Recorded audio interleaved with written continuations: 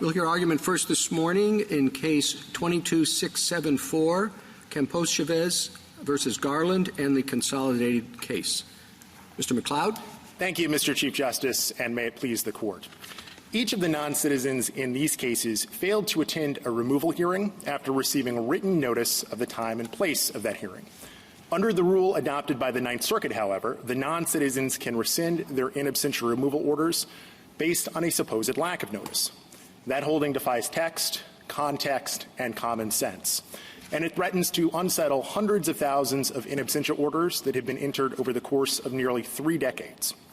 In reaching that extraordinary result, the Ninth Circuit misread the statutory scheme and this Court's decisions in Pereira and Campos-Chaves. As to the statute, the Ninth Circuit is wrong that the omission of time and place information in a notice to appear renders all subsequent notices invalid. Congress created 2 distinct forms of notice, and it made both of them potential grounds for in absentia removal. The removal orders in these cases were based on notices of hearing that specified a new time and place for the removal proceedings and that warned the non-citizens of the consequences of failing to attend those proceedings. That's all Section 1229 requires for a notice of hearing to be valid.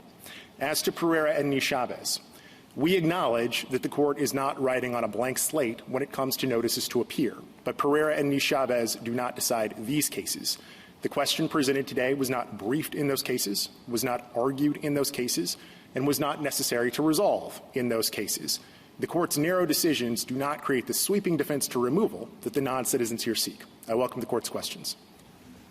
Well, Mr. McLeod, Pereira seems to work against you, so I think it would be good for you to spend a bit of time on that. Certainly, Your Honor. So I think that the important thing about Pereira is that it was a narrow decision that decided a particular question presented. And that question presented was about the interaction between the stop time rule in 1229 BD1 and the notice to appear requirements. And if I could point to where in the Court's opinion that holding appears, it's at the beginning of Part 2B of the opinion. This is on page 2114 of the Supreme Court Reporter version, if you have that available.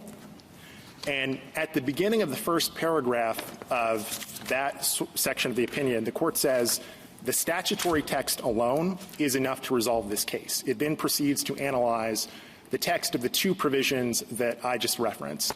Now, it's true that after this point in the opinion, there is additional analysis, but I think much of that additional analysis is dicta. The Court said that that analysis supported or bolstered or reinforced the conclusion it had already reached. And I think that's particularly true of the statements that the non-citizens and the Ninth Circuit have relied on in Pereira. To go directly to the statement about the meaning of change, the meaning of change was not briefed in Pereira, was not argued in Pereira, and so the Court in Pereira did not have before it the wealth of argument and evidence that we have brought to bear on that question in this case. I take the point, Mr. McLeod, but, it is a very direct statement. By allowing for a change or postponement to a new time or place, Paragraph 2 presumes that the government has already served an NTA that specified a time and place as required by A1. And I don't think we were looking to reach out and decide a lot of questions that weren't before us. I think, and this was 8 justices joined this opinion, it just seemed the sort of obvious understanding of the statutory scheme. So, even if it's dicta, it reflected what 8 people thought was pretty obvious when you looked at the statute. So, Justice Kagan, if I can take that in 2 pieces. So there are 2 sentences there. The first one you referred to talks about a presumption in the statute that the notice of hearing will follow the notice to appear. And I agree. I don't think that there is any dispute that there is such a presumption in the statute. But identifying that presumption does not answer the question in this case, which is what happens when the presumption is not met and the notice to appear did not contain the time and place information. Then the second statement, which I acknowledge is a difficult statement for me, is the statement about the meaning of change. And I do think that's dicta. I also think it's incorrect dicta, and it's not surprising the Court got that incorrect because it just did not have the evidence, like the dictionary definitions, like the contextual evidence about the meaning of change that we have brought to the Court's attention in our briefing in this Mr. case. McLeod, that seems to beg the question. The finding in that case, and since I wrote it, was that the statutory presumption commanded by Congress, who knew full well that the government was giving notices with TBAs, time and place to be announced regularly, was contrary to that history. They wanted these notices to be full and complete. That's what we held.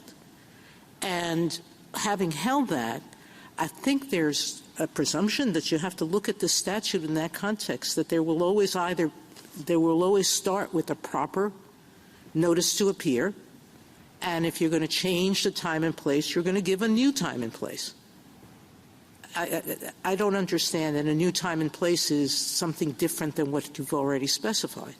And Justice Sotomayor, in this case, we think that we did satisfy that burden because we did provide a new time and place. We told the non-citizens where their removal hearings would be held, and so they had the information they needed to attend. And so I don't think that change is actually the operative word in the statutory scheme, but I don't want to fight you too hard on that because I do think that even if you think that notice of hearing must change a previously set time or place for the hearing, that requirement is satisfied here because the ordinary meaning of the word change is very broad, and it encompasses the process of going from— So change is no change, meaning you haven't set a time and place, and we're going to change that and set what, another no time and place? Your Honor, what we You're have saying, done— no, it's going to be a time and place now. Your Honor, what we have done in the TB and TAs is to tell the non-citizen you are going to have a hearing. We don't know when that hearing will be, but we have changed from that placeholder time to a specific time. And we think that under the ordinary meaning of change, particularly as it's used in this statutory scheme, going from an indeterminate time and place to a determined one is a kind of change. Mr. McLeod, didn't you lose that argument in Campos-Chaves? I mean, I understand and take your point, but I thought the court said you really couldn't interpret the statute in that way or the word change in that way. Respectfully, Justice Jackson, I don't agree. I think the only issue that the court decided in Campos-Chaves was whether we could compile two documents together to create a notice to appear, and the court said that that definite Article A indicated that the notice to appear needed to be a single document.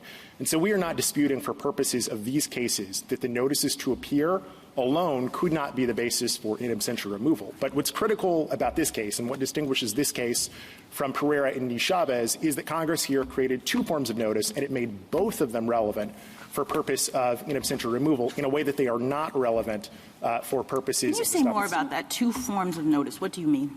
I mean that they created both the paragraph 1 notice, the notice to appear, and the paragraph 2 notice, the notice of hearing, or as the other side refers to it, the notice of change. So you think those operate completely independently of one another? They're independent in the sense that they can both be independent, valid bases for in absentia removal. I take the point that the notice to appear is what initiates the proceeding, and so some sense you need to have a proceeding in order for there to be a notice of hearing to alter that proceeding. But I don't think it is the case that the TBD status of the notice to appear in any way invalidates the later notice of hearing, and that's because the statute is very clear about the requirements for a valid notice of hearing. It needs to set the new time and place, and we did that in this case. Mr. McLeod, what would happen if the non-citizen showed up to the right time and place in response to the notice of hearing, but the NTA had been incomplete?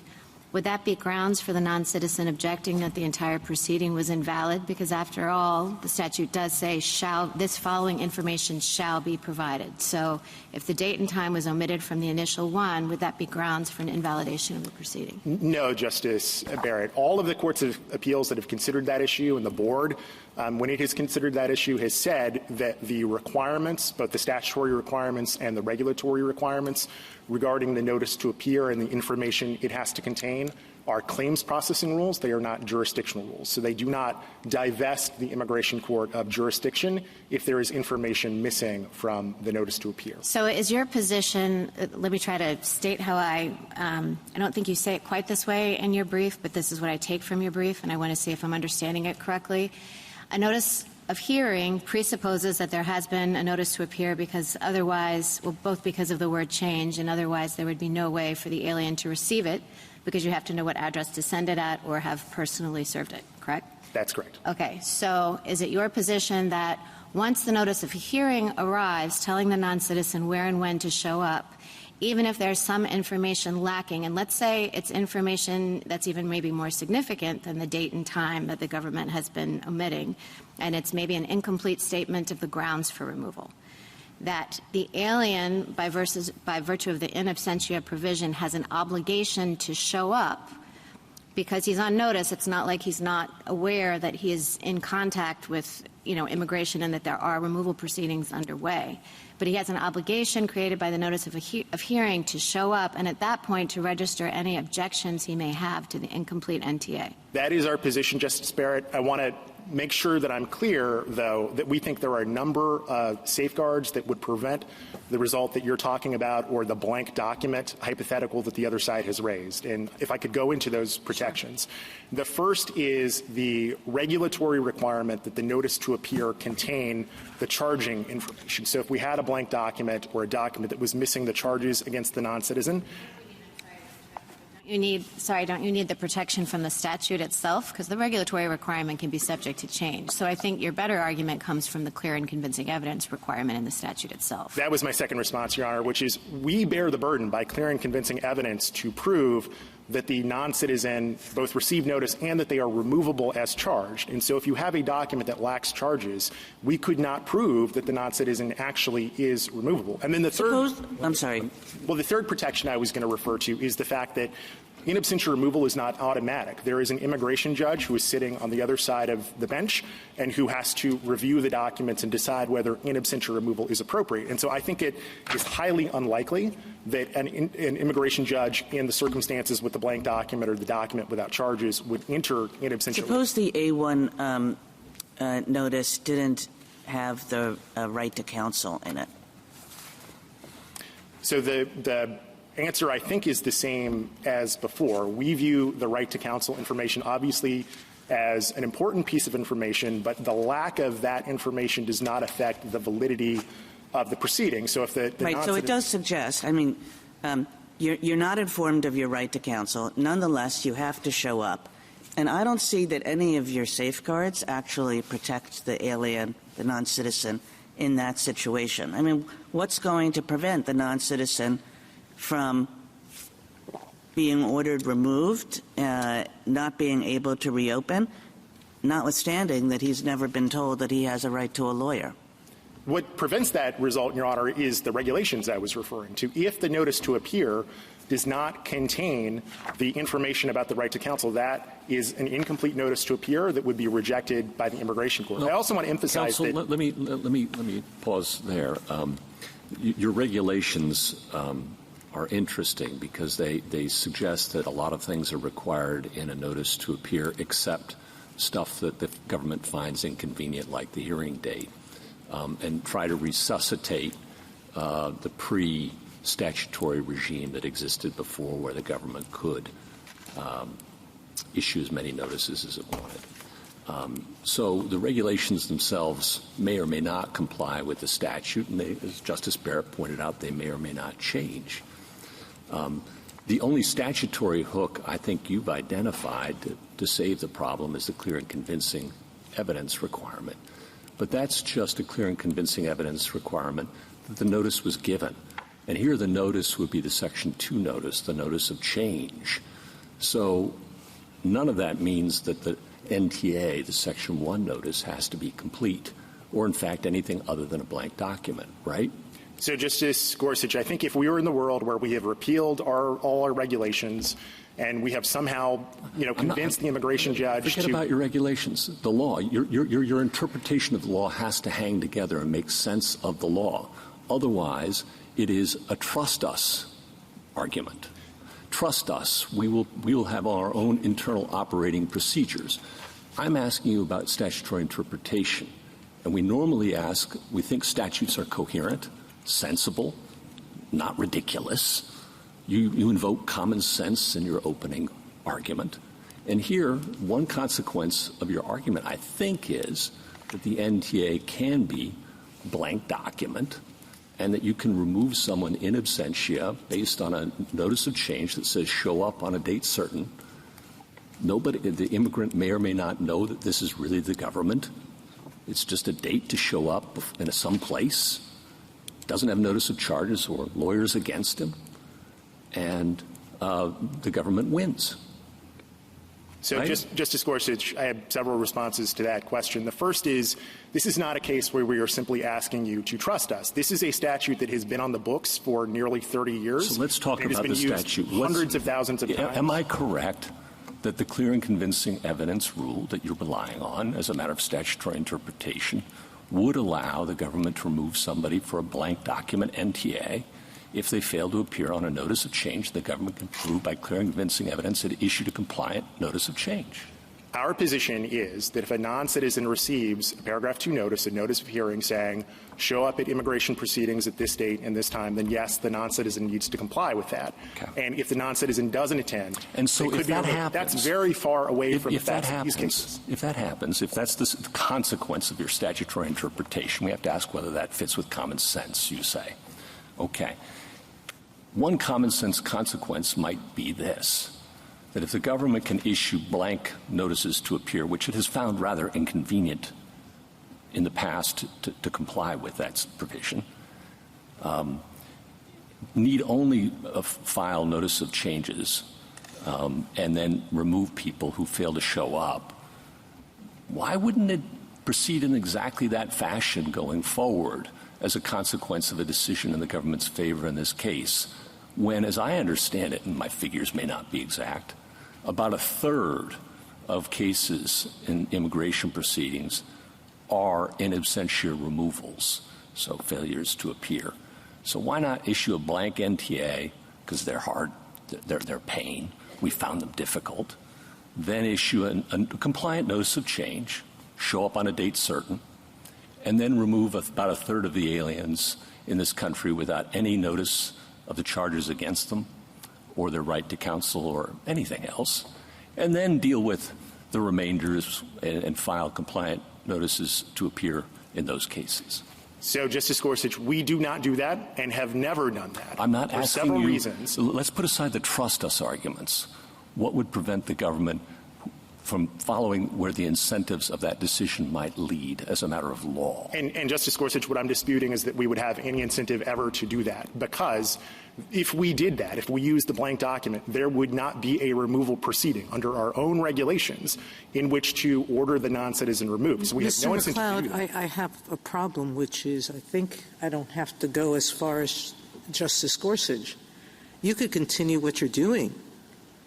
We have 2 prior decisions telling the government a notice to appear is inadequate, that doesn't have the time and place. Despite that, and despite the fact that there's ample proof that it can be done, it hasn't been done. It continues to issue these TBA notices to appear. If we rule in your favor, we're giving you an incentive to continue that practice, because you can do it continuously. You don't have to pay any attention to the statute. You can continue doing TBAs and continue your practice. As Justice Gorsuch said, those people who show up, you give them a compliant one when they show up. Those people who don't, you remove them in absentia, and they can't ever come back and complain about your process. That's really the incentive here. So, Justice Sotomayor, I have 2 responses to that. First, I want to talk a little bit about our current practices. We have made very significant progress in the years since Pereira and U.S.C. in reducing the number of TBD NTAs that are still issued. There are technological and operational reasons why we're not down to 0 yet, and I'm happy to talk about those if Your Honor is interested. But I do want to assure the Court that we take very seriously the obligation to comply with this Court's decisions and to comply with the statute. The bigger problem is, assuming we could issue NTAs that had time and date information going forward, it does not do anything about the hundreds of thousands of cases that have already been closed, where removal orders were already issued. So let's go to the practical problems. You started by saying there's an entitlement to reopen. There isn't. It is the right to make a motion to reopen, but it's still discretionary for the BIA to decide whether to reopen. Is that correct?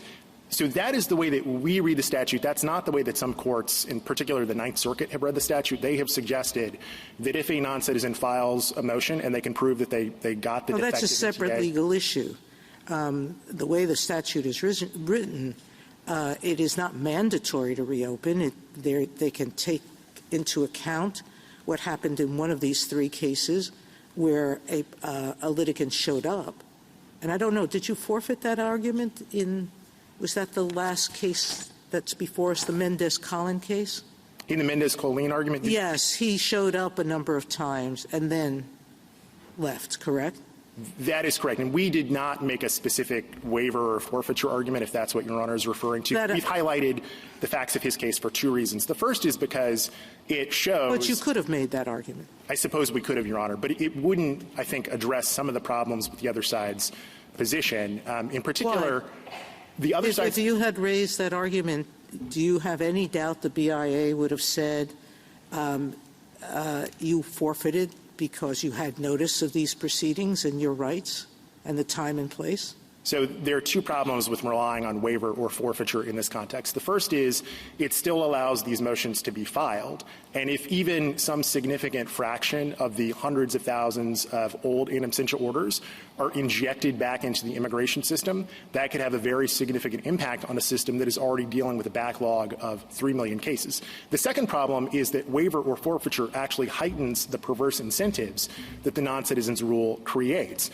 Mendez-Collin would have been better off just never showing up. And so their rule creates a circumstance where non-citizens are encouraged to flout the rules of the removal process by failing to appear. But if you comply with the statute, they won't be in that position. This is about past people who have already chosen to abscond after they know about hearings. They can't unring the bell. And that's our significant concern, Your Honor. There are a huge number of these past people who have gotten in absentia orders after failing to appear, and we don't have any way to remedy that going forward. And if the Ninth Circuit's rule stands— I appreciate the force of the point, Mr. McLeod, but there are so many people because the government was out of compliance with the statute for so long. And so at a certain point, it's just you can't sort of ask us to read the statute against what the statute says, because we've created a world in which we've long since forgotten what the statute says. So respectfully, Justice Kagan, that's not what we're asking you. We're asking you to apply the statute as it's written. And that is a statute that permits in absentia removal when a non-citizen received notice under either paragraph 1 or paragraph 2. And all the non-citizens here got the paragraph 2 notice. They haven't contested that they received notice of when and where to show up. That's what most fundamentally I find a little bit discomforting about your argument, this idea that there are two forms of notice. Take your pick. If one is good, who cares about the other? I mean, it seems to me that if you read this statute fairly, it's quite clearly, and this is what we said in our two prior cases, A1 is the notice. That's the notice. And what A2, it tells you what you have to put in it, all the things that you have to do. Here are the charges. Here's your right to counsel, and here's when you're supposed to show up. And what A2 was about is Congress understood that there were going to be times when you were told to show up on March 15th, and then it turned out that March 15th was impracticable or impossible for any of a number of reasons. And it was a mechanism to say, okay, we don't mean March 15th, instead show up on August 15th. But that's what the function of A2 is. It's not some completely distinct form of notice that you can say, hey, look, we did that one. I just disagree, Your Honor. I think that the A2 notice serves a distinct purpose, and that purpose is to provide the non-citizen with the information they need to know in order to decide whether they want to attend the removal hearing or not. And doesn't it also serve the purpose of giving the government the right to remove them in absentia? I mean, the thing that's a little concerning to me about the way the government has constructed its argument here is the suggestion that we ignore 1229A5A, which requires the government to give the person notice as a prerequisite for the government's ability to take advantage of the procedure of removing them without a hearing. So I guess I'm a little concerned that what you're suggesting is that we should presume that the removal is proper, the removal order is proper, even if the notice was defective.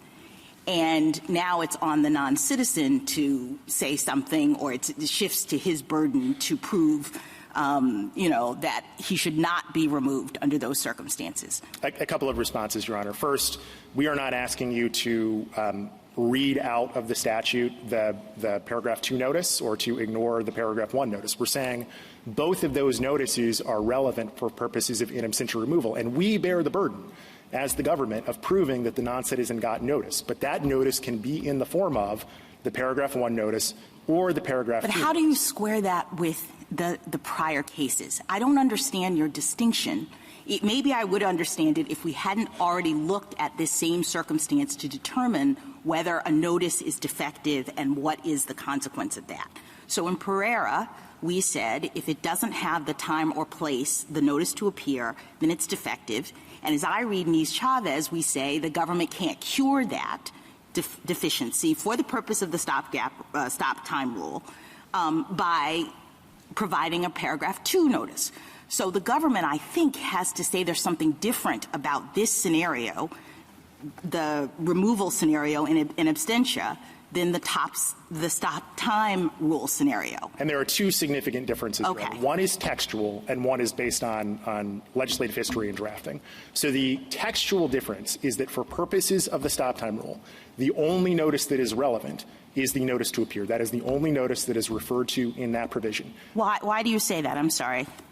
Because when you look at the text of the stop time rule, it says it is triggered based on the service of a notice to appear. There is no reference to the notice of hearing. But it says a notice to appear under Section 1229A of this title, and the notice of hearing is under Section 1229A of this title as well. Well, Your Honor, that's the argument we made in Pereira that the Court rejected. The Court said that for purposes of that provision, only the notice to appear is relevant. So even though it refers generally to 1229, the notice to appear is the only notice that's being referred to there. And that is very different textually from the in absentia removal provision, which refers to notice under either paragraph 1 or paragraph 2. And what's the legislative history reason? The legislative history reason is that Congress clearly, when it was adopting these provisions, the in absentia removal provisions, wanted to cut down on procedural gamesmanship and the abuse of loopholes by non-citizens that could be used to avoid removal. So it makes sense that Congress would want to be expansive in absentia removal in a way it wouldn't necessarily want it to do for purposes of stop time.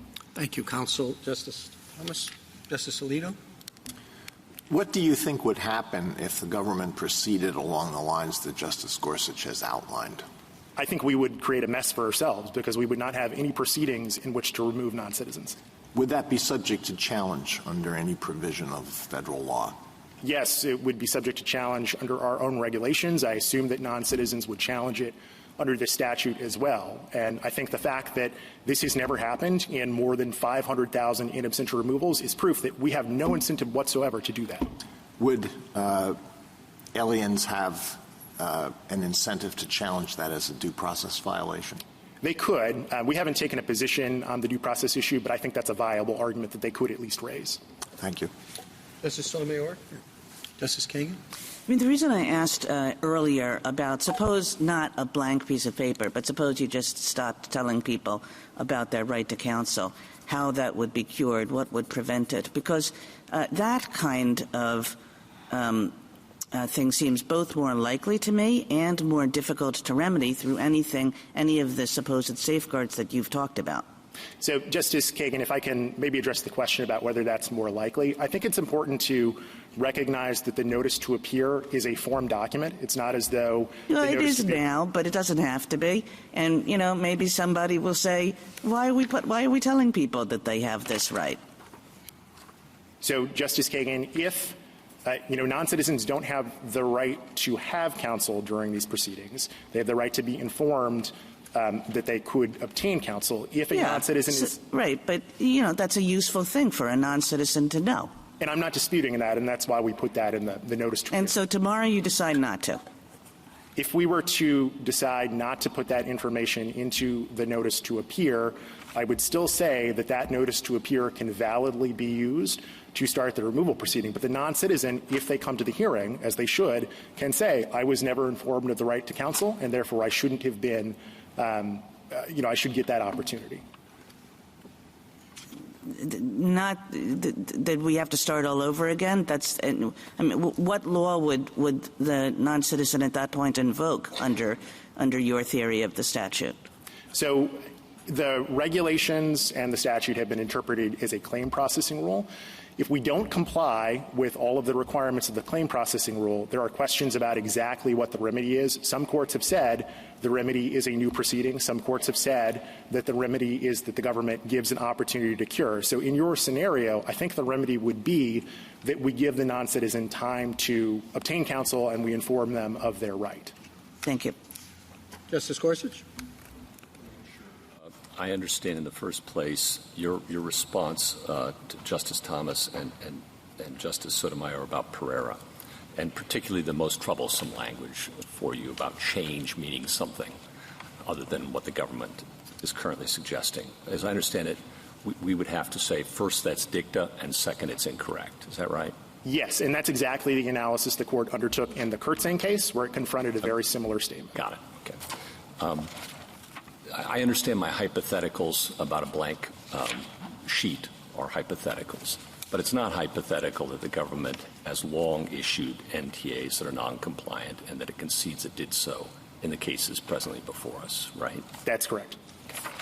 And then I wanted to ask you about the provision in the in absentia removal statute that says that you can remove somebody if an alien if he has failed to supply his address. Doesn't that fairly suggest that the alien has first received a compliant notice to appear telling him, as the statute requires, that he must supply his address? Yes, Your Honor, and that's what the board held in the in-rate GYR decision that's cited on our reply brief. It said, if you never received a notice that informed you of that requirement, you can't be ordered in absentia. I understand that's your response, that oh, don't worry, okay? But I think the logic of your argument is if he fails to appear for a notice of change hearing, and the notice of change statement notice was itself compliant. Forget about the NTA. You're good to go in absentia removal. That's how you're asking us to read the statute presently. Now you're adding a qualifier and saying, well, not with respect to addresses if the NTA didn't ask him for his address. But where in the statute does that come from? When I look at the in absentia removal provision, as you read it, if I'm to take your logic seriously, that's irrelevant.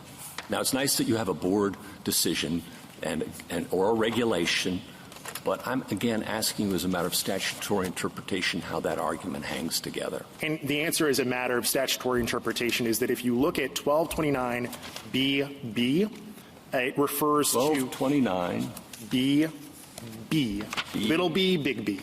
Little b, big B. Okay.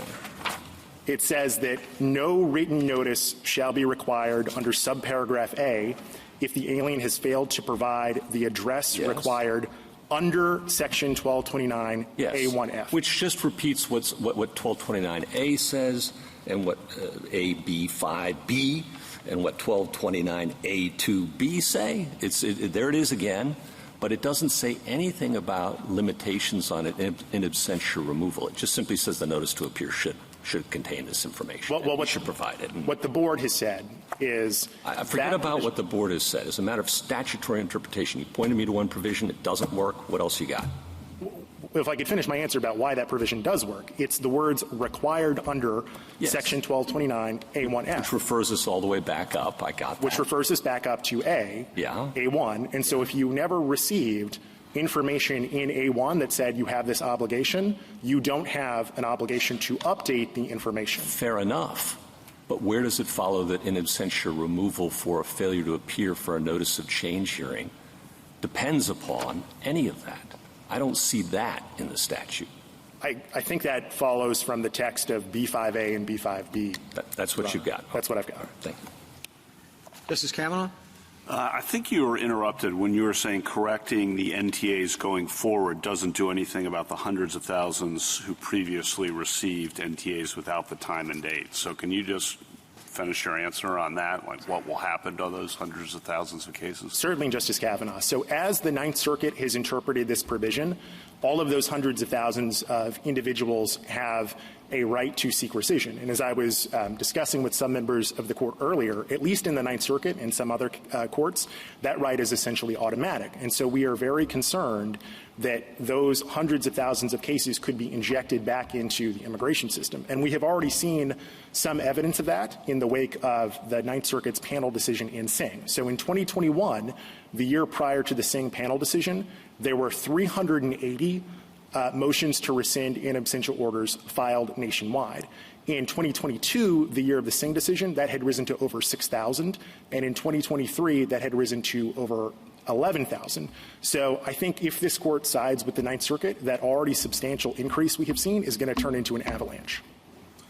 And then how do we think about the context of the stop time rule versus the context of in absentia removal in thinking about the particular statutory provisions here, or is that the different contexts not relevant? No, I think it is relevant in this respect, Your Honor. So one of the concerns that the petitioner in Pereira brought, and that I think the court latched onto in Pereira, was that the stop time rule gives the government a procedural advantage. And there was a sense that it was unfair to allow the government that procedural advantage if it had never committed to moving forward with removal proceedings. What's the procedural advantage? Just spell that out. The procedural advantage is that the non-citizen does not accrue years toward cancellation of removal.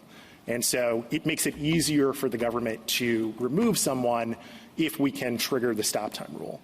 So there was a sense of unfairness, I think, or at least an allegation of unfairness there. That's very different from this context. In the in absentia removal context, the unfairness, I think, would come from giving non-citizens who knew they were in removal proceedings and who knew they had an obligation to go to their hearings and who knew when and where the hearings were the chance to claim a lack of notice when they clearly had notice. And that disadvantages other non-citizens who did follow the rules, who complied and went to their removal proceedings, because those non-citizens could be removed at the end of their proceedings. But someone like Ms. Colleen, who just decides, I don't want to show up, has this in absentia order, but it could always be rescinded under the Ninth Circuit. So you're better off not showing up. You're absolutely better off not showing up. Thank you. Justice Barrett? Mr. McLeod, could you tell me what the distinction is between the notice to appear and the charging document that the government begins to file the removal proceedings? For purposes of removal proceedings, there is no distinction. Charging document in the regulations is defined to include other documents that can start other kinds of immigration proceedings. And it's defined exclusively in the regulations? It's defined in the regulations. That's okay. correct. So in that clear and convincing portion of the in absentia removal proceeding part of the statute, it says you have to show by clear and convincing evidence that the written notice was provided and by clear and convincing evidence that the non-citizen is removable. Correct. Okay, so a big concern, and I think the worst part for you, is this blank document hypothetical or hypothetical that omits crucial information like the right to counsel or the grounds for removal. What would the IJ do? And I'm going to toe the Justice Gorsuch line here. Don't refer me to the regulations. As a matter of the statutory language, for purposes of determining whether the non-citizen, by clear and convincing evidence, is removable, is it possible, if only the notice of hearing has been provided, for the IJ to make that determination? I mean, I guess, according to the statute, the government could simply say and launch onto a whole new explanation that wasn't included in any NTA about why the alien or the non-citizen is removable. So I think the answer is it is not possible, because removability requires an assessment of the charges against the non-citizen. So if all the IJ had was the notice of hearing that says this is the time for the proceeding and the consequences for not attending. But the charging document, you told me, isn't defined in the statute, so it could say something different than the NTA. So if we are in a world where the government has supplemented the charges against the non-citizen, I guess orally, or they've appended them to the notice of hearing, I suppose the immigration judge could look at that document and decide that it So we're applies. imagining the world of the worst case hypothetical where it's a blank document for the NTA and then the notice of hearing that tells the non-citizen where and when to show up, and the nightmare hypothetical that then the non-citizen can be ordered removable when he was never informed what the charges against him were, the grounds of removability. And I guess where I'm struggling in the hypothetical is with the idea that the immigration judge would even be able to say that the non-citizen is removable if there are no charges. Well, that's my question, too. So that's why I asked you what the distinction between the NTA and whatever document is necessary to initiate the removal proceeding is. Because it seems to me that if they are distinct documents and they are different, the nightmare scenario can unfold with the safeguard of the regulations. Maybe I was unclear in my answer to your first question. For purposes of removal, the charging document is the notice to appear. That's why the notice to appear has to contain the charges in order for it to be a notice to appear that starts a removal proceeding. So in the blank document hypothetical where there's no charges whatsoever, there was no charging document, and so there was no proceeding, and there's no way for the immigration judge to assess removability because they can't see the charges against it. So when you told Justice Gorsuch, he said all you need to show by clear and convincing evidence is that the notice was served, and you agreed with him. Are you amending that answer? I may have misunderstood his question. I thought the question that I was asked by Justice Gorsuch was assume away all of those protections in the regulation and assume away the fact that the notice has to contain the charges. What result then? And I think the answer then is the notice of hearing alone would be sufficient, but that's just a million miles away from the reality of this statutory scheme. Okay, so your answer is that the non-citizen cannot be found removable unless the government shows by clear and convincing evidence that the notice was provided and that he is removable. And you're saying that there's no way to show that he's not removable if the NTA has not been served? So at least that much information would have to be there?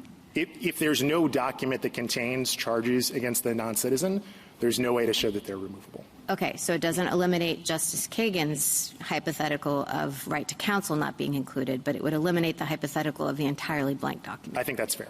Okay, thank you. Justice Jackson? So can we go back to the distinction, if any, between the stop time rule and in absentia removal?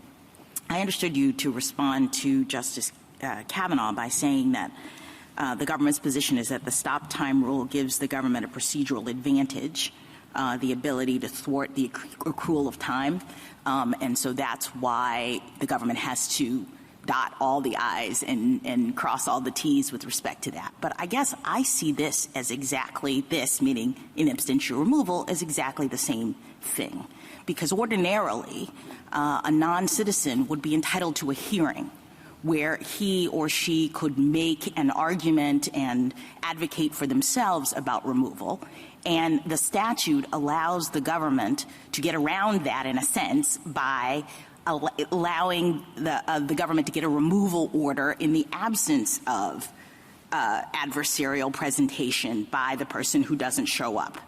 And so I guess what I'm still struggling with is why we would have a world in which a statute that requires the government to give notice in order to be able to get a removal and absentia order would allow for that notice to be deficient in any way. Justice Barrett talked about the different ways in which it might be deficient, but why could the government give deficient notice in order to get the benefit of in absentia removal when we've already held that the government can't give deficient notice to get the benefit of the stop time rule? I have a couple of responses to that, Justice Jackson. The first is we agree that non-citizens get the opportunity to present their case in the way that Your Honor suggested, and they get that opportunity by showing up at the hearing. So the facts of these cases are we told the non-citizens when and where to show up to present their case, and they failed to do that. Yeah, but the statute doesn't say if the non-citizen doesn't show up, the government gets the removal order. The statute says if the non-citizen doesn't show up and the government proves that through clear and convincing evidence they got notice and the person is removable, then the government gets the order. So I don't think the government can rely on the fact that the person didn't show up as the basis for the validity of their removal order. And my question remains, if the government doesn't actually prove that they gave the notice that the statute requires, why should the government be entitled to getting the removal order in this case when the government would not have been able to get the stop time order under our prior precedents? And I think my answer is similar to the one that I gave you before, which is for purposes of in absentia removal, there are two notices that are relevant and can be a basis for in absentia removal. No, you're just saying that the notice isn't deficient. Let's assume that the notice is deficient. My question is, if the notice is deficient, you're suggesting that there's something about removal that would make it okay for the government to still get the order in that situation. When we've said if a notice is deficient in the stop time rule scenario, the government can't stop the time. And I see that parallel, and I'm worried about whether or not you're really asking us to implicitly overrule Pereira or Campos-Chaves in the analysis if we hold for you in this case in the way that you are setting forward. No, Your Honor. We're asking you to take Pereira seriously when it said that it was a narrow decision about the intersection between the stop time rule and the notice to appear requirements. We are not saying that if a non-citizen gets absolutely no notice whatsoever, they can be ordered removed in absentia. In these cases, it is true that the notice to appear lacked certain information, but that missing information was supplied by the notices of hearing that the non-citizens received. But you don't dispute that missing information in this case is the same missing information that was in Pereira and Campos-Chaves, right? We're not talking about two different kinds of missing information that might allow you to make this distinction. I don't dispute that the information is the same. I dispute that the relevance is the same, because in Pereira and in Campos-Chaves, for purposes of the stop time rule, there was a concern if we never told the non-citizen when and where to show up for the proceedings, they weren't going to be able to figure out what to do. Here, the information was provided to the non-citizens. All right, let me ask you just two more really quick things. One is in absentia removal the only way the government can remove a non-citizen? I didn't understand your response to Justice Alito about that. You can remove a non-citizen without in absentia removal, right? Correct. If a non-citizen goes to their removal proceeding, they can be found removable. So I didn't mean to suggest that in absentia. Or if you find them and you arrest them and you bring them for removal, they can be removed, right? That's the way that an ordinary removal proceeding works, and that's the way that these removal proceedings were initiated as well. What's different about these cases is the non-citizens just didn't finish out the process. All right. And finally, with respect to the catastrophic nature of a ruling in the favor of the other side, you said that the Ninth Circuit finds that there's automatic reopening and whatnot. So couldn't we agree with the Ninth Circuit's holding related to the deficiency of the notice here, but maybe disagree that there's automatic reopening for all the people who have previously had this problem? So I guess what I would say is the question of what is the remedy and whether it's automatic or not is not before you. I don't think it's fairly included as part of the question presented. True. But what I'm just saying is it's not necessarily the case that we would have this catastrophic result, because we could have a separate remedy question that we could disagree with the Ninth Circuit. That is true. You could have a later remedy case, but I would still caution that even if it's not automatic, a significant number of these motions are likely to be granted because the non-citizens are saying we did not get notice. And so if they are granted and if they are injected back into the immigration system, that is going to have significant impacts on that system. Thank you. Thank you, counsel. Ms. Anand. Thank you. Thank you, Mr. Chief Justice, and may it please the Court. This is the third time the government has come before this Court and asked to be relieved of the consequences of flouting the plain text of the INA. For a third time, the government says the notice it gave is good enough. Just as it did in Pereira and Campos-Chaves, this Court should reject the government's argument here. Indeed, the government's position in these cases is more extreme than its position in Campos-Chaves.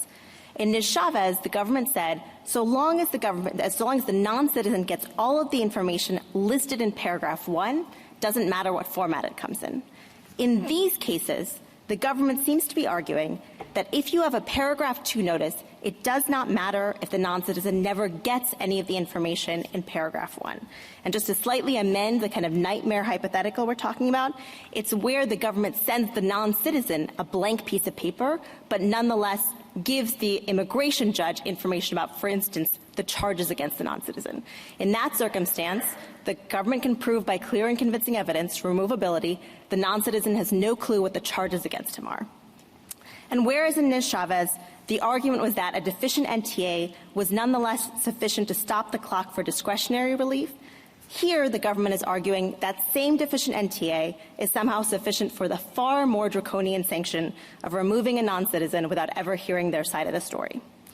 Because the statute doesn't contemplate that result, because it requires a complete, valid paragraph 1 notice in every case and contemplates a paragraph 2 notice only as a supplement to that valid paragraph 1 notice, this court should reject the government's arguments again. I welcome this court's questions. What's your best textual argument for your last point? So, Your Honor, we think that there's 2 buckets of textual evidence. The first is about the sort of centrality of the NTA. So it's the fact that it shall be issued in every removal proceeding, the fact that it contains a bunch of information that's not in paragraph 2, and the fact that the statute says that a hearing can't be held less than 10 days from the NTA. So there's a presumption of the NTA.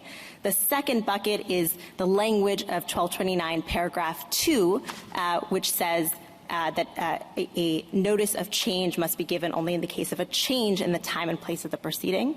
And we believe that the combination of those 2, the centrality of the NTA, the change language that this court has already interpreted in Pereira, adds up to our position.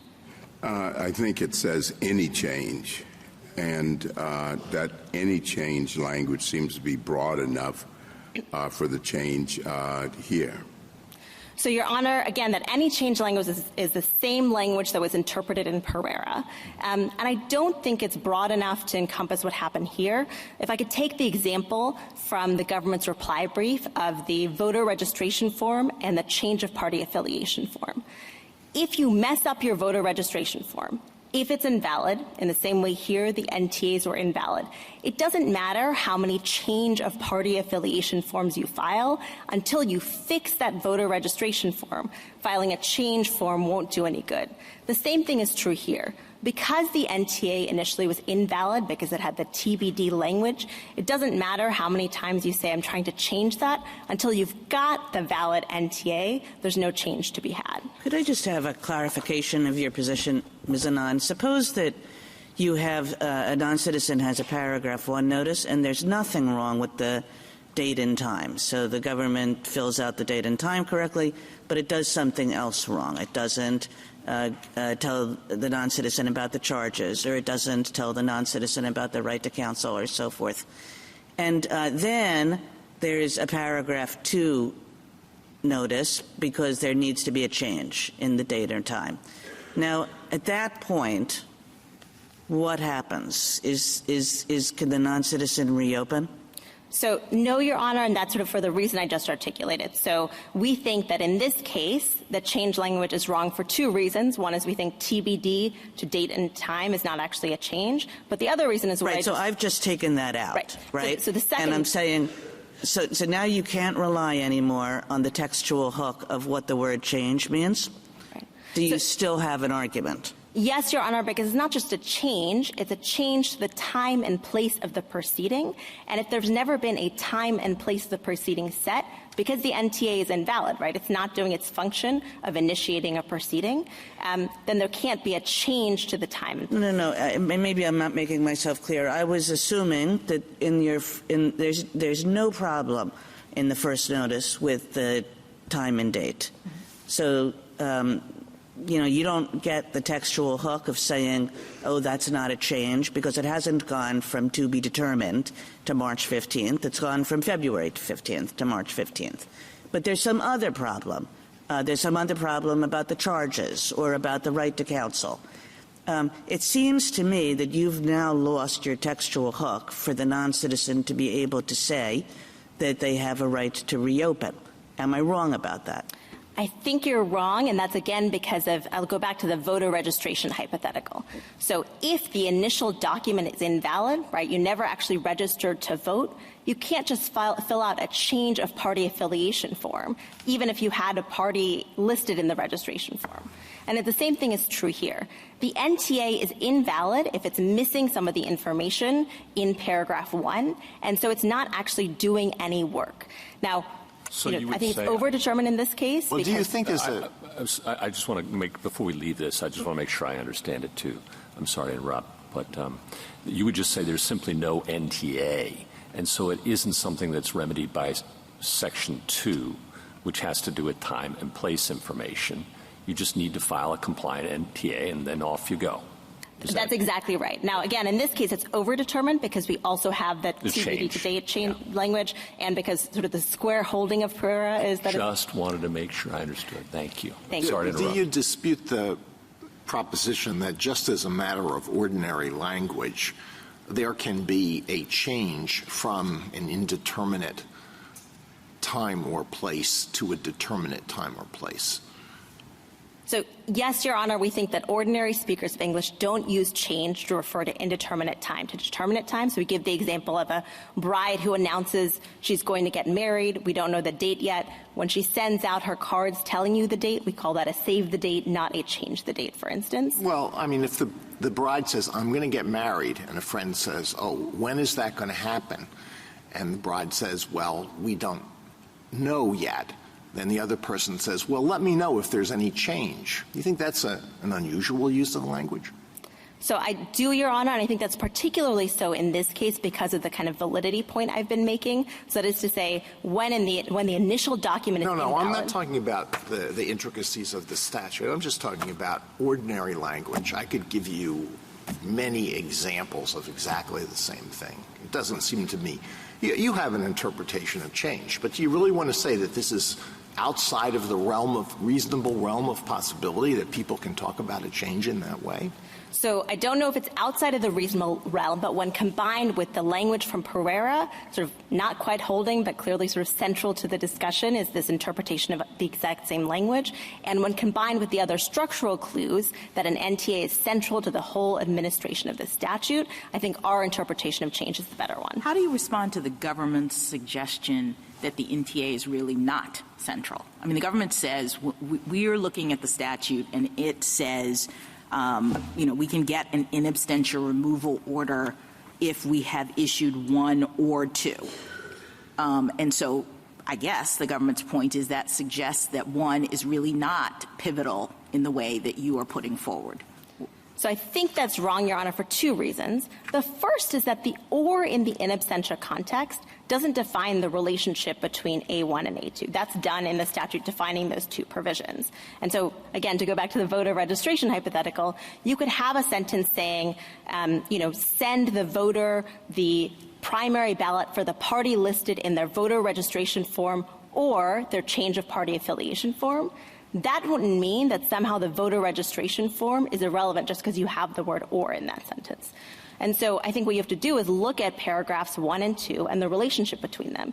And it's clear, both from the mandatory language of paragraph 1, from the fact that, as this court explained in Campos-Chaves, it's the one place that tells you all the information you need to defend yourself at a removal proceeding, and the fact that A2 is structured as a change or a supplement, that those two documents are not interchangeable. Ms. Anand, I want to make sure I understand your answer to Justice Kagan about change. So you're saying that, just because you file a change of party affiliation form doesn't make your initial voter registration valid. I get that. But in the statute, it says change of time or place of proceedings. So it's not, referring generally. I'm just wondering where you get the statutory hook, because that presumes that there is an NTA. But if it's defective in some way, if, as Justice Kagan said, we take the defect in time and place out of it, why couldn't it be that there is an NTA that's defective in some way, but the statute imposes an obligation on the non-citizen who knows the time and place he's supposed to show up to make an appearance at that proceeding and raise whatever objection there is to the defect? So and maybe the objection, and I'm thinking of an analogy to a Rule 55 civil, default judgment proceeding. It may well be that whatever objection that the non-citizen raises at that point is fatal to the government's case. Maybe it's missing some vital piece of information. Maybe it can be remedied if it's omitted the right to counsel by giving him time to obtain counsel.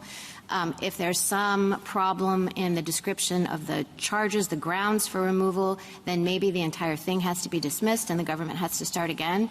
But why wouldn't it be consistent with the statutory scheme for the non-citizen to have to show up to the removal proceeding and register whatever objection the non-citizen has? I'm not saying that that's right, but it seems to me, I just want to understand why that's ruled out on your understanding of the statutory language. Sure, Your Honor. So the statute doesn't ask about notice generally or notice of the time of the hearing. It asks about notice in accordance with these specific statutory provisions. And that's a contrast to the right? So that's correct. But our position is that there's been neither a paragraph 1 notice nor a paragraph 2 But notice. I guess I don't understand where in the statute you can say there has not been a paragraph 1 notice if there's been a defective paragraph 1 notice. There's been a paragraph 1 notice, and here I'm not talking about the blank piece of paper. I'm just saying it's missing some piece of information other than date and time. Why isn't that just a defective NTA? So I think that's sort of the square holding of Pereira. So again, Pereira reserved the question of missing other pieces of information, but the statute puts them all on par. Pereira says it's not just that this is a deficient document. It says no notice to appear has been served, right? That's the language that Pereira was interpreting. But I'm sorry, go ahead. So Pereira's interpreting has a notice to appear been served under paragraph 1. It says no notice to appear has been served if it's missing one of these pieces of information.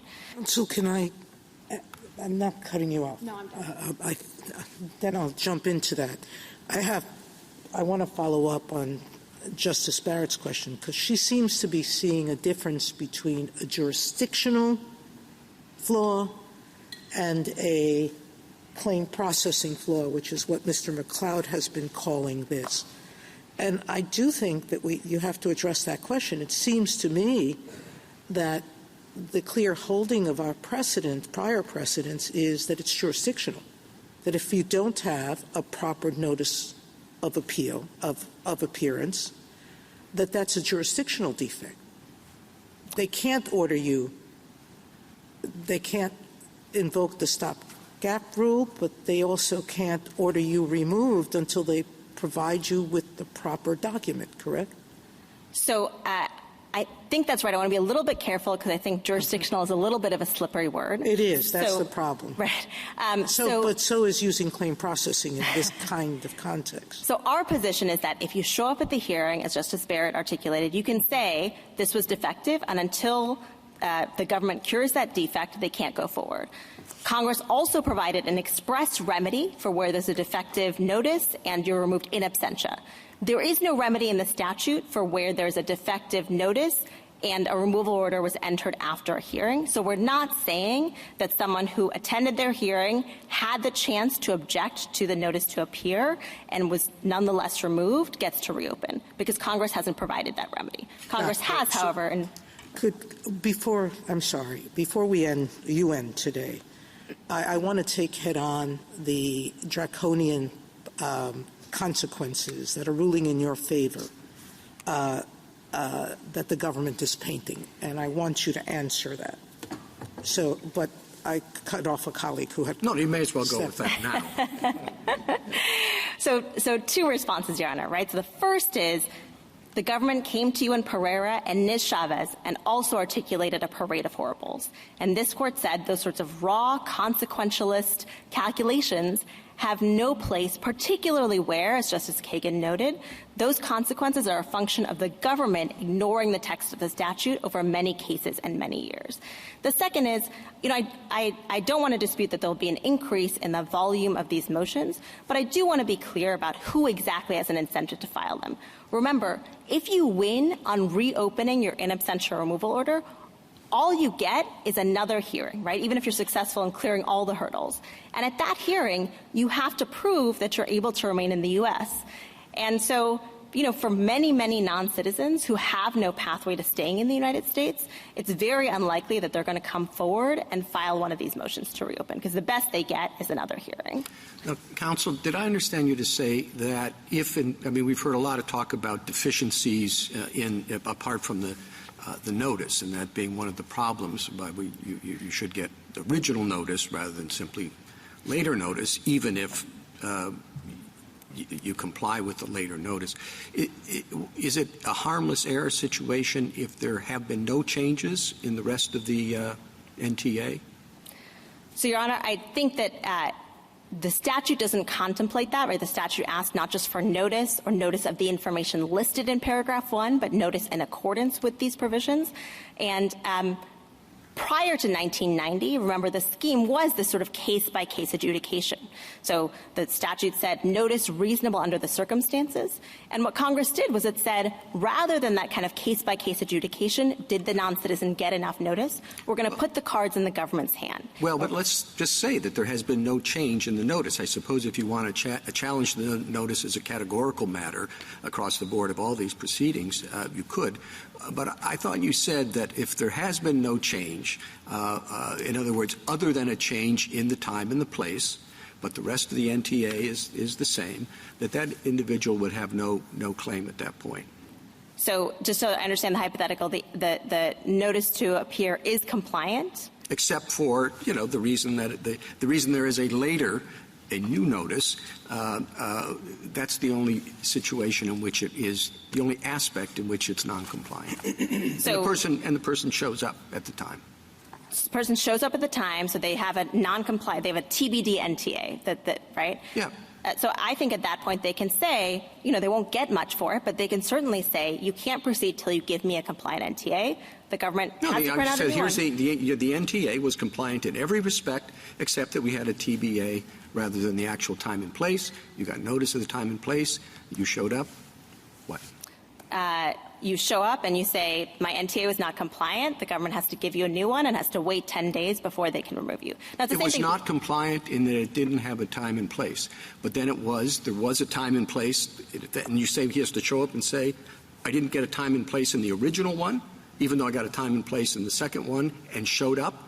I can complain that I didn't get one in the original one?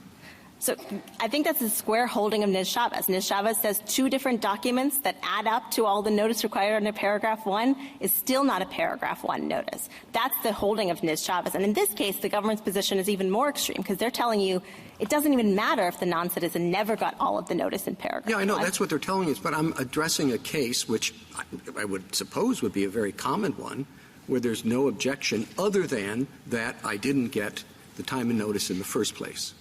There's been a lot of talk, well, they don't tell you, but the right to counsel, they don't tell you this or that. What if they told you all that in the original one that you got, but it didn't have a time and place? Then they come back and say, well, here's the time and place. You show up and they say, well, what's your objection? And you say that the objection is that I didn't get the time and place originally, even though I got it later and here I am.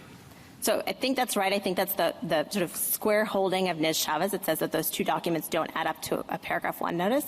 I'll hasten to add, though, remember, this isn't just about eligibility to move to reopen. There are other points in the process where the question of whether the your answer to the Chief Justice makes it clear, I think, but correct me if I'm wrong, that you would be better off not showing up. I don't think so, Your Honor, because remember, if you don't show up, all the government has to do at that point is say, oh, that's right, I didn't have a proper NTA. I'm printing it out, I'm mailing it to the non-citizen with the time and place. 10 days later, I can remove you in absentia. So either way, all you're buying yourself is the government reprinting this piece of paper and waiting 10 days to remove you. But the removal in absentia will can't happen under your theory. Well, the removal in absentia can happen if the government prints out the NTA again, fills in the time and date, and then waits 10 days. They start the proceedings over. But the removal in absentia can't happen if the person shows up, right? I mean, the reason why we're in absentia world is because they don't show up. So I guess I'm confused about the Chief Justice's hypothetical and how it relates to this statute or this circumstance that we're talking about. I thought the sort of premise of where we were was we're in a situation in which the person isn't there and the government gets removal in absentia as a result. That's exactly right. I was just trying to clarify that I don't know how much of the sort of bizarre incentives point. First of all, of course, the government can just issue a compliant NTA up front. If they haven't and the non-citizen doesn't show up, they can send ICE out to arrest the person. If they choose not to do that, they can print out the compliant NTA then and there, put it in the mail, and then they can get there in absentia. Well, I thought the proposition I was simply trying to suggest that your argument leads to an absurd result if what it says is that everything's the same except you didn't get the notice originally, and the fact that you got a later notice, you're saying your argument would still be the same. That's exactly right, Your Honor. I think that's a function of the government flouting the statute, though, right? The statute was not actually designed for a situation in which the government systematically puts TBD instead of the sort of date and time of charges. It was designed for the kind of one-off mistake. You put the wrong person's name on this or sent this to the wrong address. And so, what Congress thought it was doing was coming up with a scheme that put all the cards in the government's hands. It said, we're not going to ask on a case-by-case basis, did the non-citizen have enough notice, and allow them to say, I was confused, I got this document and not this document. We're just going to give the government all the power. All you need to do, government, is put these 7 pieces of information on one piece of paper. Congress as to what Congress thought it was doing, you filed a brief on behalf of Mr. Singh. Are you able to address the situation of Mr. Mendez-Colin? So, yes, Your Honor. All right. So in Mr. Mendez-Colin's case, his removal proceeding began in 2001. And after that, he showed up at numerous hearings. The dates were changed. And you say Congress would have wanted him at this late date to be able to reopen his removal proceedings because he didn't get a compliant NTA back in 2001. Yes, Your Honor. Congress expressly said at any time, in contrast to numerous other provisions of allowing... Counsel, I think there's a difference between the right to make a motion to reopen than to have it reopened. Are you arguing that if there was a deficient notice in this situation under A1, that the board has to reopen, or does it have the discretion to consider a forfeiture or a waiver argument?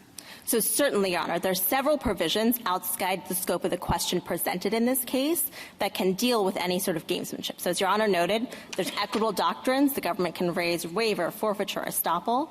There are doctrines, there's statutory provisions about the subsequent hearing. So for instance, under 1229 AB7, if the non-citizen had oral notice of the time and place of the hearing, they aren't eligible to apply for various forms of discretionary relief. Counsel, could you answer the question that I don't think you really had a chance to answer the question that I asked, which is whether you talked about what Congress thought it was doing.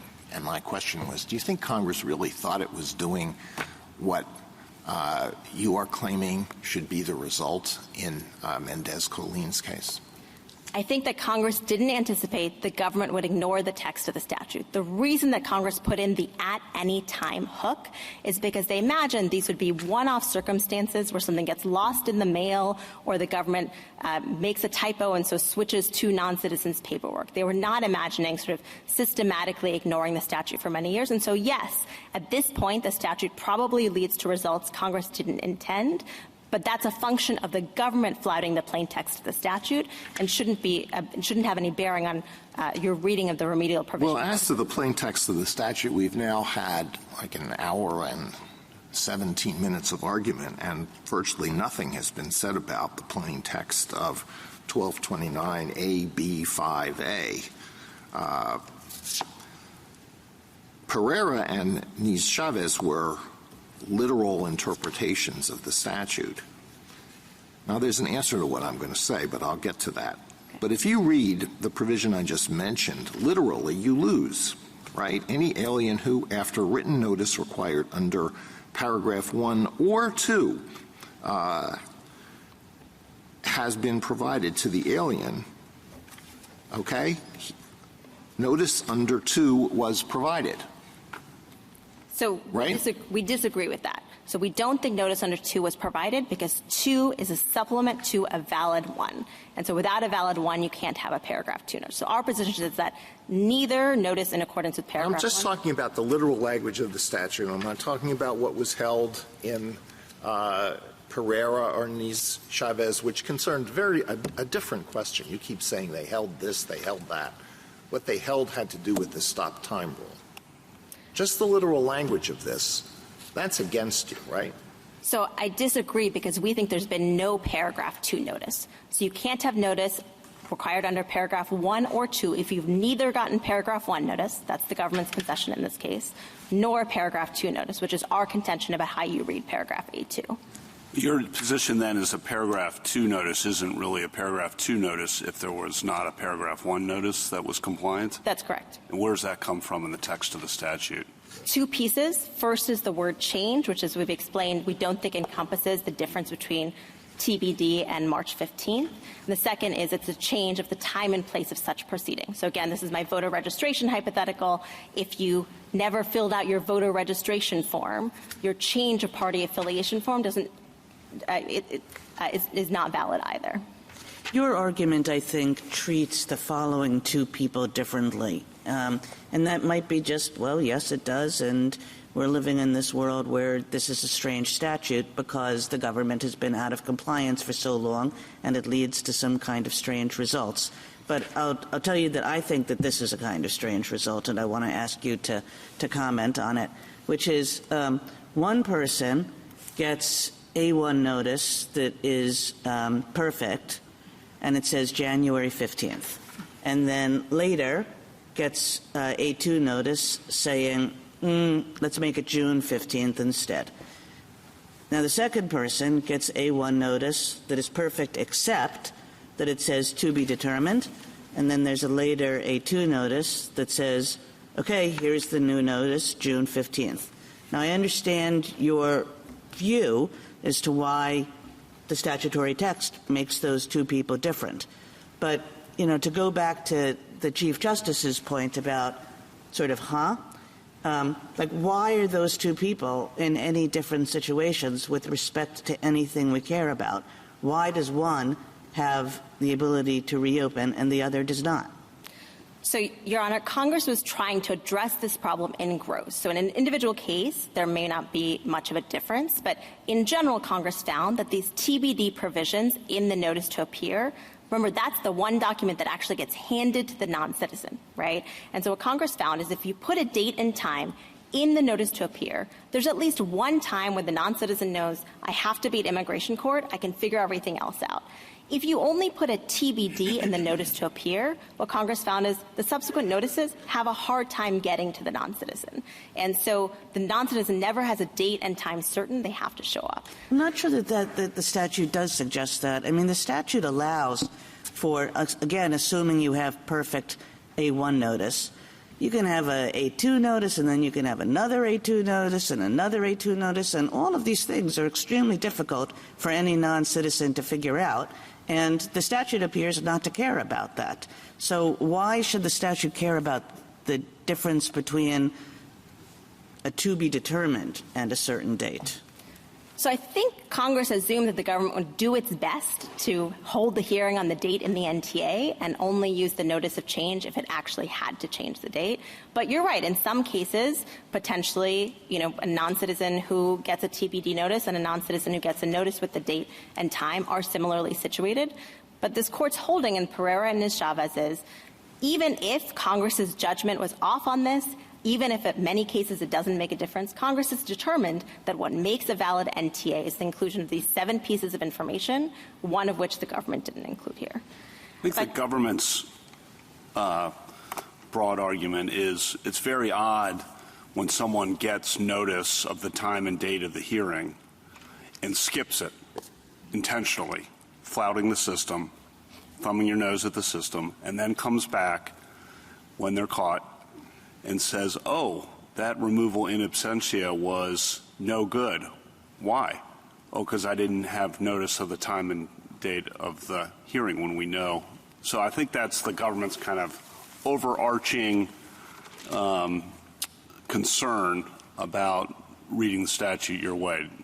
Sure, Your Honor. So I think that the problem is you can't just look at this provision in isolation, right? So what Congress thought it was doing was it was giving the government all the cards. If you don't want someone to skip the hearing, just put these 7 pieces of information on the notice to appear, and then they can't skip the hearing. There are other places in the scheme that allow for consideration of exactly the kind of fault analysis you're talking about. So, for instance, if you get to reopen your hearing, you may be ineligible for various forms of discretionary removal under 1229A-B7 if you're that person who gets, oral notice of the date and time of the hearing and just doesn't show up. As some of the justices have alluded to, there may be some residual discretion embedded in the may in B5 that gives the IJ some discretion.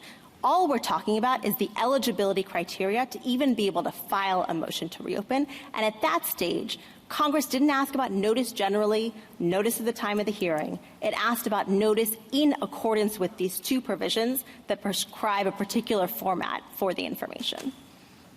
Thank you, counsel. You said that Congress thought the government would do its best. I mean, as a practical matter, is it possible for the government to be able to put in the orders a time that they'll stick to? I mean, there's a reason they say, TBA or TBD, right? And yet you seem to think that we ought to analyze it as if the facts on the ground are not what they are, which may be right. I mean, if Congress doesn't like it, maybe they can change it. But it seems to me, at least in terms of practicalities, to say, well, they ought to put the time on when they issue the order, and if they don't, all these consequences are going to follow. The government makes the argument that, well, they're just not able to do that. And if there's a reading of the statute that makes more sense, or at least sense, to deal with the situation on the ground, is that something we should consider? So I think the short answer is no, but I also want to push back on the premise of the question. So no, again, Pereira and Ms.Chavez, the government gave you the same arguments, and this court said. Yeah, but, Pereira and Ms.Chavez, of course, dealt with an entirely different question. Sure. So push back on the So on the premise of your question, following Pereira, as my friend on the other side has told you, the government has been able to, in the mine run of cases, put dates and times in these notices.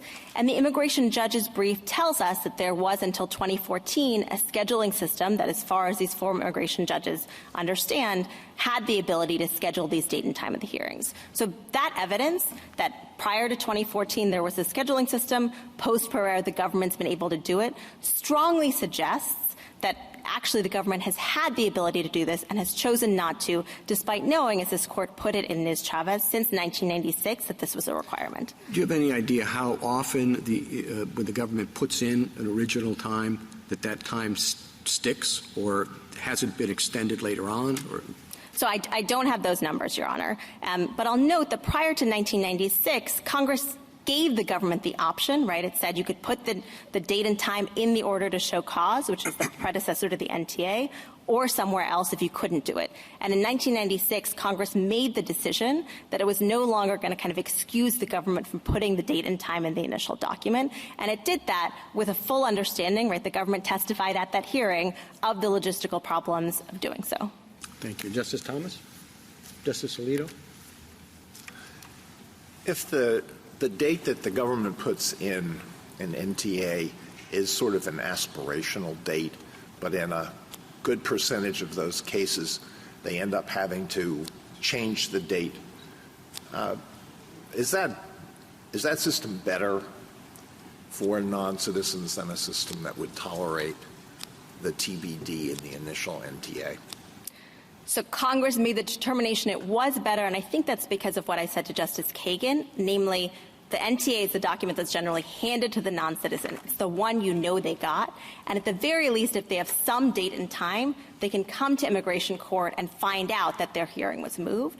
Whereas if they have no information about when and where to show up, except for a document that's mailed that may or may not reach them, then they may never clarify when they're Well, that doesn't really answer the question, because they may be handed a document, an NTA with an aspirational date.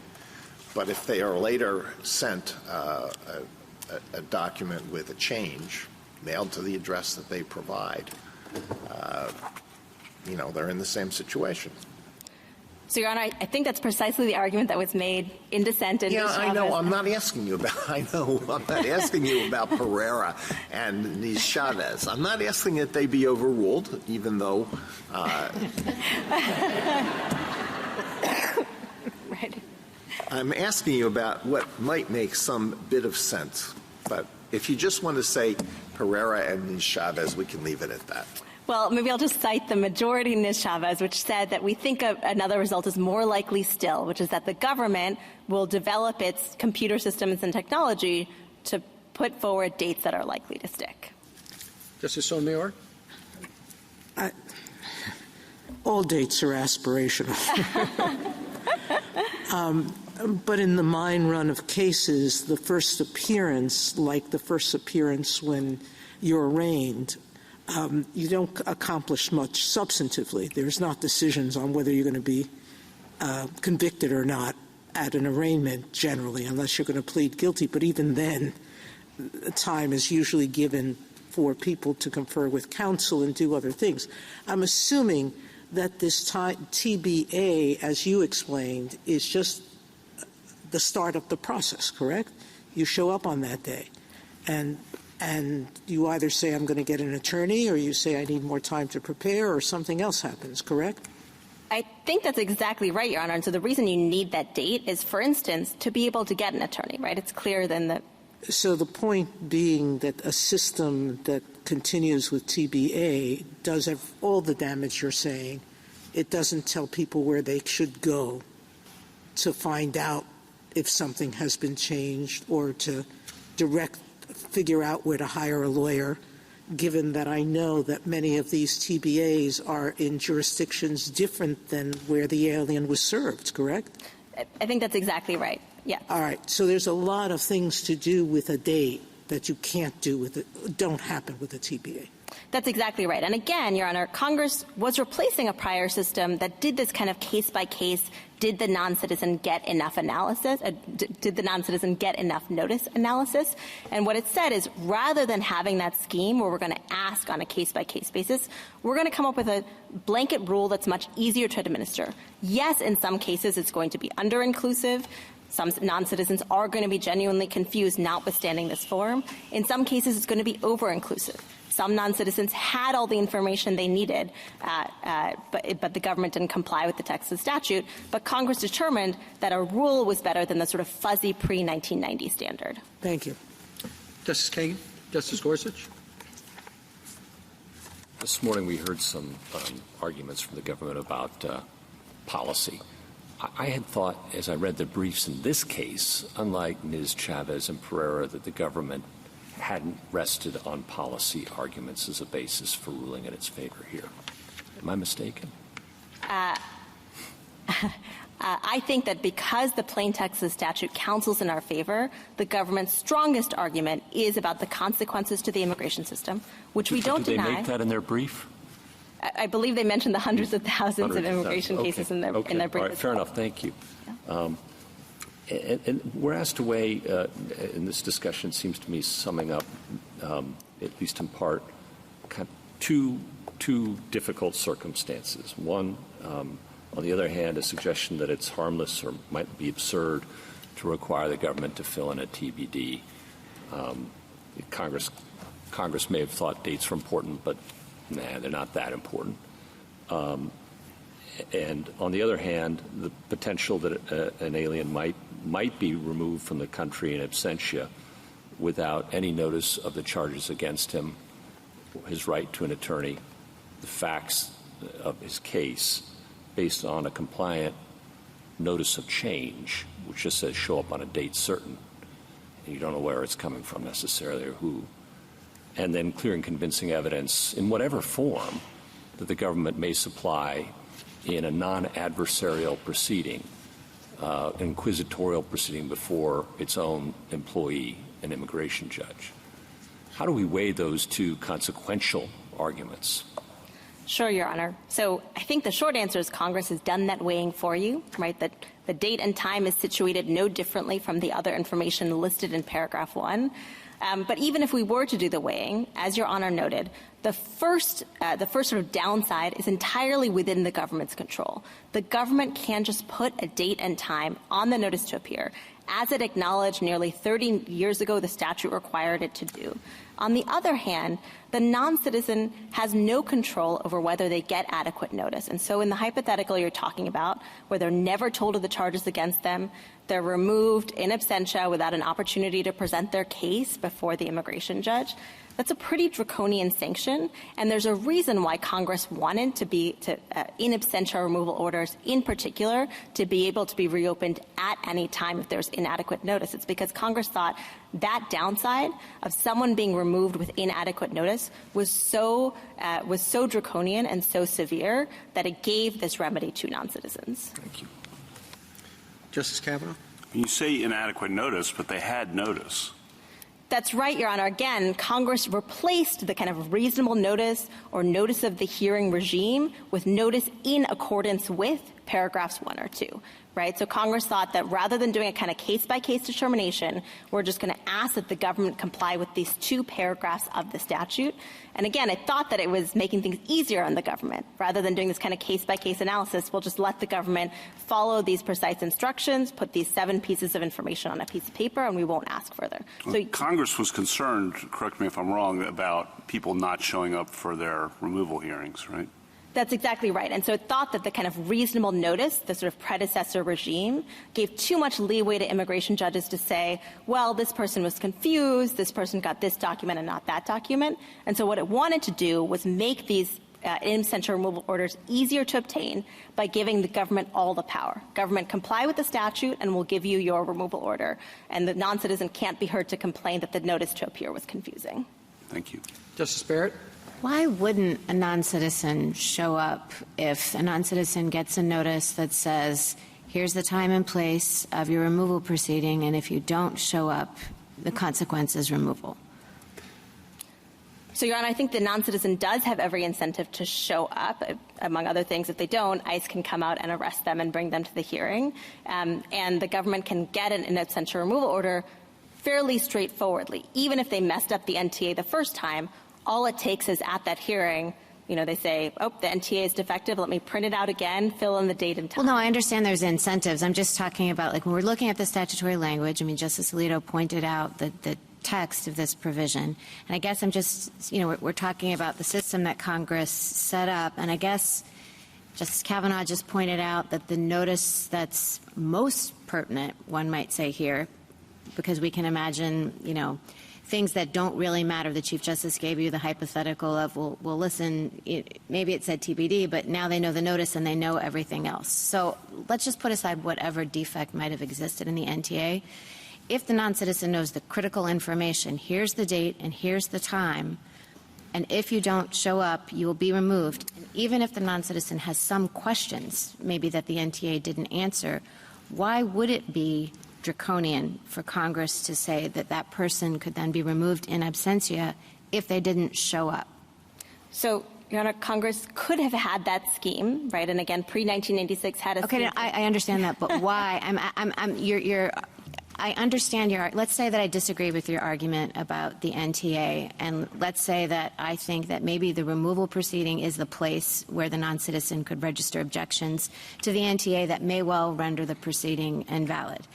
Why wouldn't it make sense? Because you've made arguments about the coherence of the scheme and said it would be draconian. Why would it be, if the alien has that information, not show up? What would be the incentive other than, as Justice Kavanaugh said, just saying I'm just not going to show up? In Campos-Chaves, this court said that the NTA is akin to the indictment in a criminal case, okay, right? And in a criminal case, we don't say just show up or else we're going to incarcerate you. What would the incentive be? So you're saying there's no incentive, it's kind of a technicality. I don't think it's a technicality any more than the indictment in a criminal case is a technicality. Okay, so your whole argument really does turn on our interpreting A1 the way that you're arguing, that it has to have all of the information or it's totally invalid. That your whole argument really hinges on that. I think that's right, and I think the practical reason for that is the non-citizen shows up to be prepared to defend against what, from whom, on what statutory basis.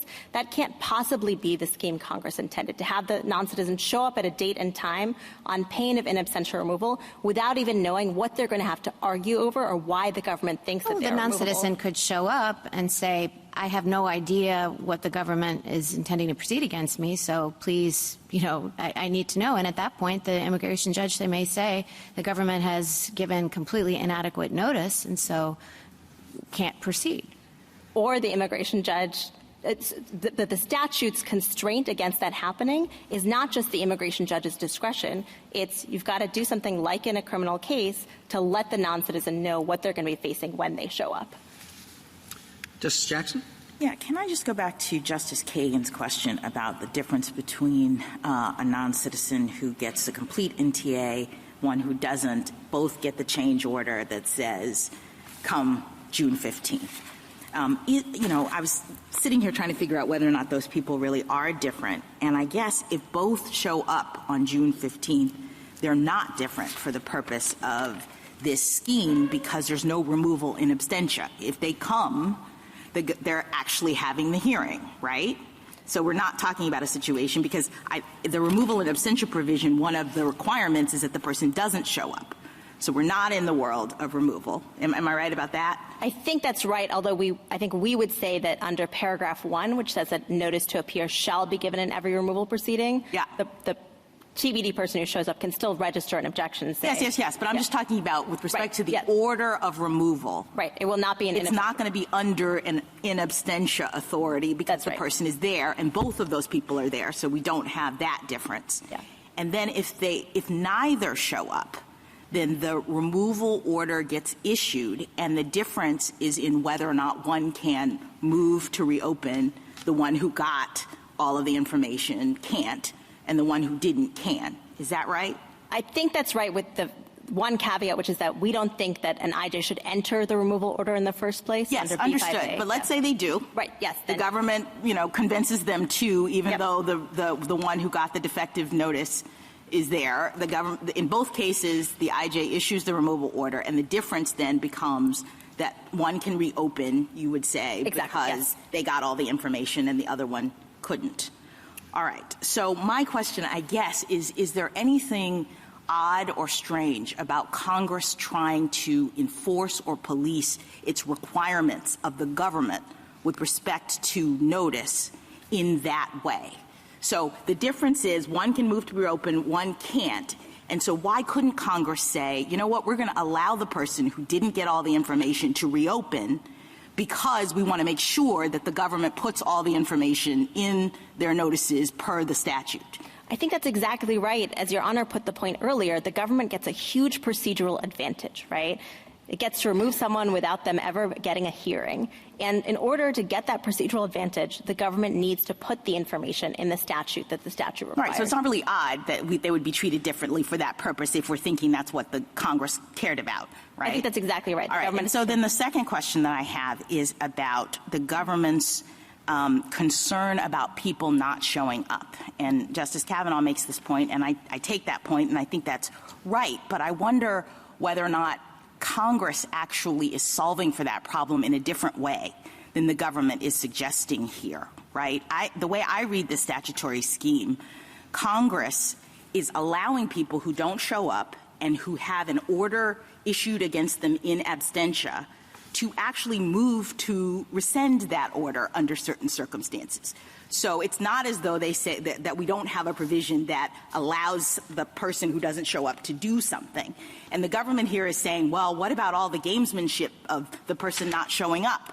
I think Congress says if you're going to if you're going to rescind, the burden is on you to show you never got the notice or that the notice was defective, you say, in this situation. The burden shifts to the person to get the order rescinded. And that's the way that Congress is solving for people gaming the system. I think that's exactly right. So it's not only the burden shifts to you, it's, remember, the government can fix all of this, right? The cards are in the government's hands. The government can, issue a new NTA that day, and then you've got no remedy going forward. So it's a very risky, if you imagine the hypothetical non-citizen who says, I caught the government with a TBD in the notice to appear and I'm not going to show up. All the government has to do to fix that is at the hearing where the non-citizen doesn't show up, they print out the NTA again, they fill out the date and time, send it to the non-citizen, and then they can get that in absentia removal order. So it's a game that wouldn't get the non-citizen much benefit. And as Your Honor noted, the question of B5C2 is about policing the government, right? The provisions in B5C2 are, did the government turn square corners? Did the government issue notice? We see that in the other part of B5C2, which is about non-citizens in government custody. And there's a way to prevent the gamesmanship that we're worried about or that the government is worried about here. I think that's exactly because if you actually did receive the notice, you're not going to be able to rescind. That's exactly right. The cards are all in the government's hands. They can prevent any gamesmanship. Thank you, counsel. Rebuttal, Mr. McLeod. Thank you, Mr. Chief Justice. I'd like to make one point about Pereira and then one point about the consequences of the other side's rule. As to Pereira, it is true that there are cases in this court where the court construes one statutory provision and that decision has the effect of resolving other statutory questions. Pereira is not that case, and it would be very strange to treat Pereira as such a case when Pereira went out of its way to say that its holding was narrow and was confined to particular statutory provisions that are not at issue in this case. So we don't think that Pereira resolves these cases, nor does Campos-Chaves. Finally, as to the consequences here are not just the number of motions to rescind that might be filed. The larger problem is that the other side's interpretation of these provisions deprives them of any sort of rational force. There's no reason that Congress would have enacted the version of the provision that Ms. Anand just described, and I don't think you need to look any further than the facts of these cases to see that. In these cases, the non-citizens got every single piece of information that they were required to get, not just under paragraph 2, but also under paragraph 1. They knew the charges, they knew the nature of the proceedings, and they knew that they had the right to counsel, and many of them had counsel. Mendez-Colin's case, I think, is a perfect example. In Mendez-Colin's case, by his own admission, the omission of time and place information in the paragraph 1 notice was irrelevant, and it was rendered irrelevant over and over again by the provision of additional notice. So to say that a provision whose evident purpose is about creating a defense based on lack of notice applies to individuals who had notice of all of the information required under the statute, I think is inconsistent with any rational understanding of what Congress was trying to achieve. Thank you. Thank you, counsel. The case is submitted.